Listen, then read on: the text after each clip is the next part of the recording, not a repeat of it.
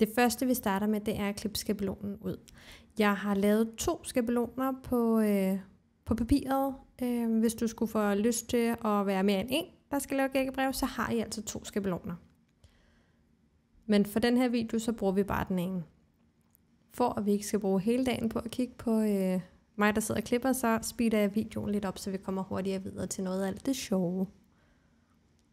Hvis du har brug for det, så pauser du bare videoen her, og så starter du den igen, når du har klippet din skabelon ud.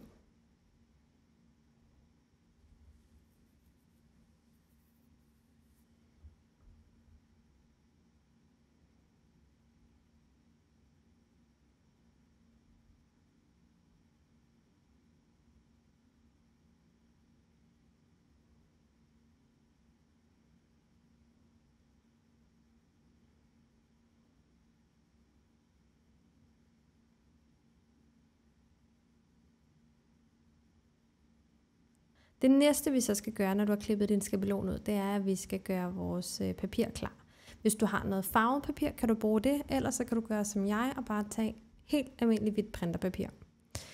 Vi starter med at folde papiret, som jeg gør her, som vist på videoen.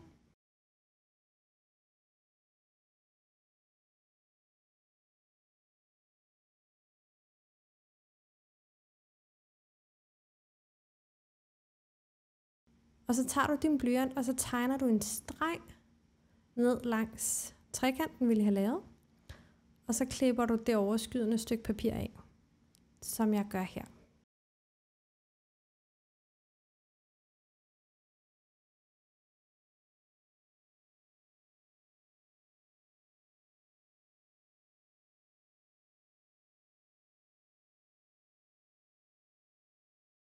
Når det så er gjort, så folder vi vores papir til først en trekant, og så en til trekant.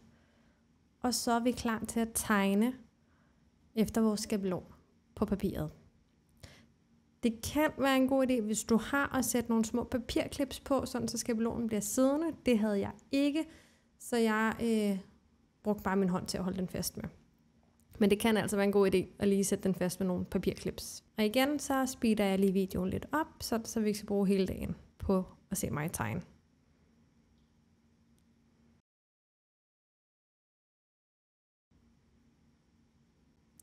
Når du skal tegne de små streger hernede, så er det en god idé, at du lige kan løfte flapperne lidt op, så der er plads til at komme ned og tegne. Og ellers så kan du også bare flytte skabelonen og tegne dine egne streger. Det gør altså ingenting, hvis du ikke har fået tegnet helt præcist efter skabelonen. Du klipper bare sådan, så at du synes, det passer. Min skabelon er heller ikke tegnet helt præcist.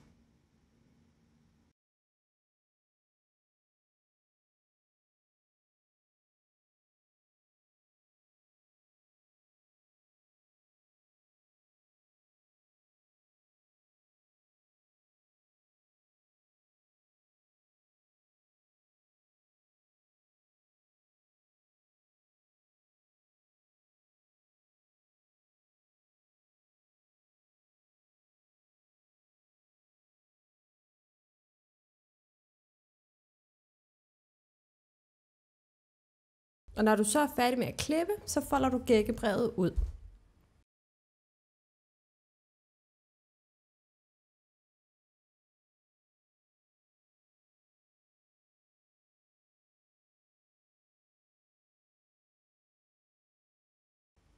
Og så tager vi de her små flapper, vi lige har klippet, og så folder du dem op. Og det gør du på alle 4 sider.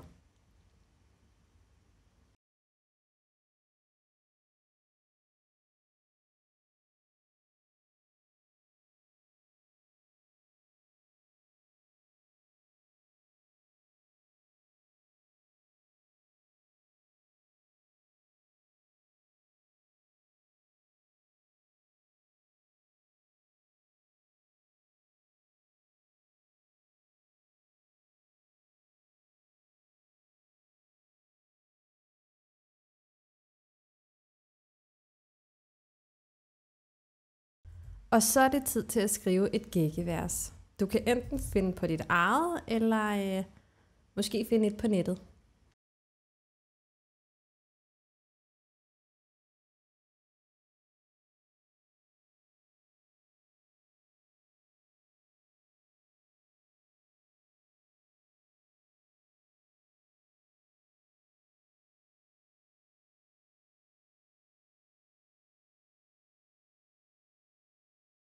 Når du så er færdig med at skrive, så er det tid til at finde en vintergæk.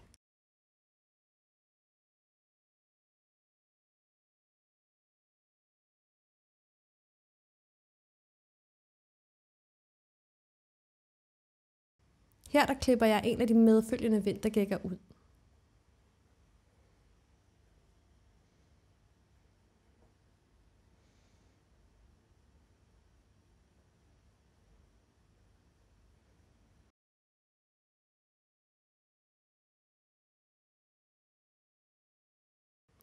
Sådan der. Så er det tid til at farvelægge dem. Jeg farvelægger med lidt grøn i forskellige nuancer og en lille bitte smule gul.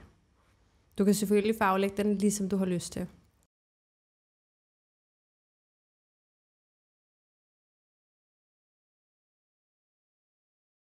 Sådan der.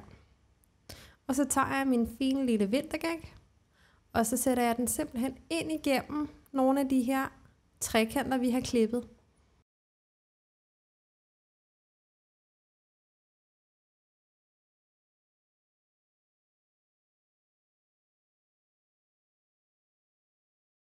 Sådan der.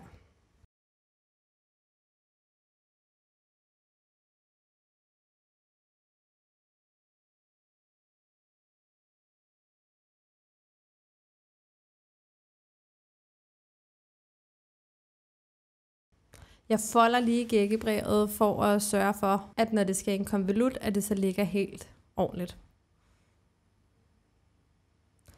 Og så er gækkebrevet egentlig færdigt. Hvis du har lyst, så kan du farvelægge gækkebrevet. Det har jeg valgt at gøre. Se her, hvordan.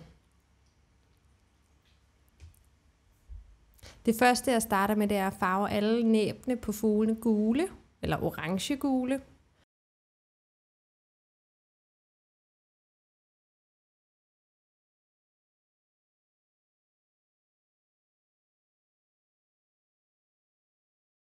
Det næste, jeg så gør, det er, at jeg lige tegner en lille prik til deres øje, og det gør jeg egentlig bare med en mørkeblå, fordi jeg ikke lige kunne finde min sorte. Og så tager jeg en lysere gul, og så farver jeg bare let ned i bunden af fuglen på dens mave, og lidt op på halen. Og når det så er gjort, så er det tid til at pynte påskeæggene. Jeg lavede en blanding af nogle prikker og nogle streger i forskellige farver, men du kan selvfølgelig gøre det, ligesom du har lyst til. Og det er simpelthen sådan, du laver et fabelagtigt gækkebrev. Jeg håber, du kunne lide min video, og jeg håber, du fik noget ud af det. Hvis du kunne lide videoen, og du fik noget ud af det, så giv gerne et like og subscribe til kanalen.